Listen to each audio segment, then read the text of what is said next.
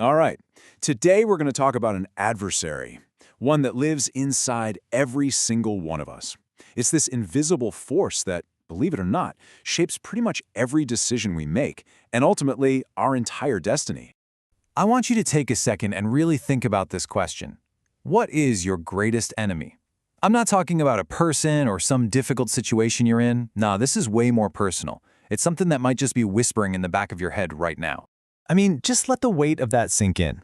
Think about that level of destruction. This isn't some weapon of war. It doesn't carry a blade. It doesn't fire a single bullet. And yet, its impact. It's more devastating than anything else. It's that heavy feeling you get in your chest when you're thinking about making a big, important change. So let's just name it, right? Let's put it out in the open. The enemy we're talking about today is fear. Now, we're usually taught to run away from it, to find comfort, to seek out safety. But here's the thing. That advice, it's based on a total misunderstanding of what fear really is and what it's supposed to do for us. You know, if you want to defeat an enemy, you have to understand it first. You've got to dissect it, break it down, and see it for what it truly is. And in this case, it's not a real warden holding you captive. It's more like a phantom. Okay, this is absolutely crucial. We have to draw a line in the sand between two different things.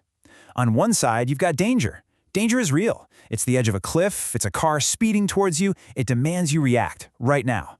But fear? That's totally different. Fear is a product of your imagination. It's an internal story you've made up about a future that probably won't even happen.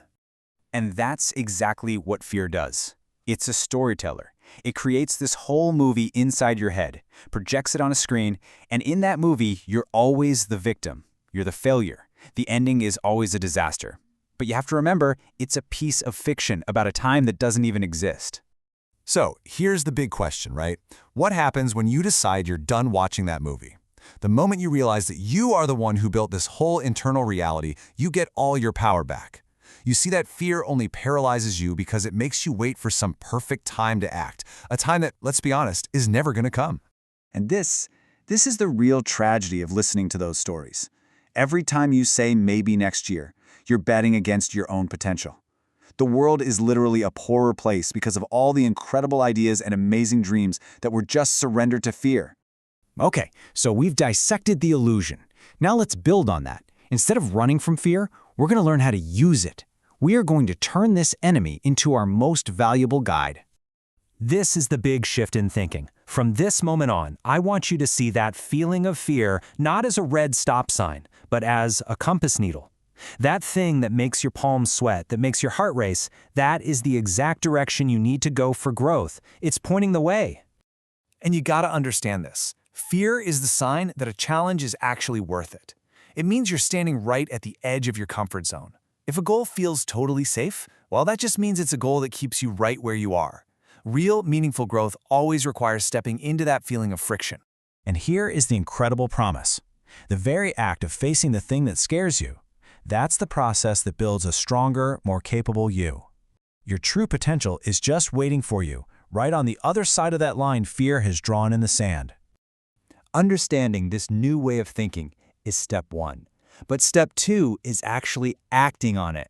And to do that, we need to completely redefine what we think courage even is. We have this myth that heroes are fearless. But here's the truth. That feeling of fear, that pit in your stomach, it's universal. The hero and the coward, they feel the exact same thing. The only difference is the choice they make in that one critical moment. It's never about the feeling. It is always, always about the action. See, courage isn't some feeling you have to wait for. It's a decision. It's a simple calculation where you weigh the fear against your goal or your family or your principles, and you decide that those things are more important. It's a conscious choice that's driven by your values. You cannot wait around for the fear to go away before you act. I'm telling you, that day will never arrive. The only cure for the paralysis of fear is movement. Taking action, even a tiny first step, starts to dissolve all that doubt. And it's that execution that builds real, solid confidence. So let's boil all of this down into one final, practical command. A mental exercise you can use to take back your mind whenever that old enemy shows up. You've let fear live in your head rent-free for way too long. So from now on, when you hear that little whisper of doubt, what if you fail? You have to consciously, aggressively shout back, Challenge that story with a better one. But what if I succeed? And then, and this is the most important part, you take a physical step. You act. You move forward even when you're uncertain. Let this be your reminder of what's really on the line here. Your life should be a testament to what's possible when you decide to be unstoppable. It should not be a sad story of what could have been, of potential that was wasted because of an illusion. So, you have the compass. You have the command. The choice, well, the choice is always yours. Are you going to let fear write your story? Or are you finally going to pick up the pen yourself?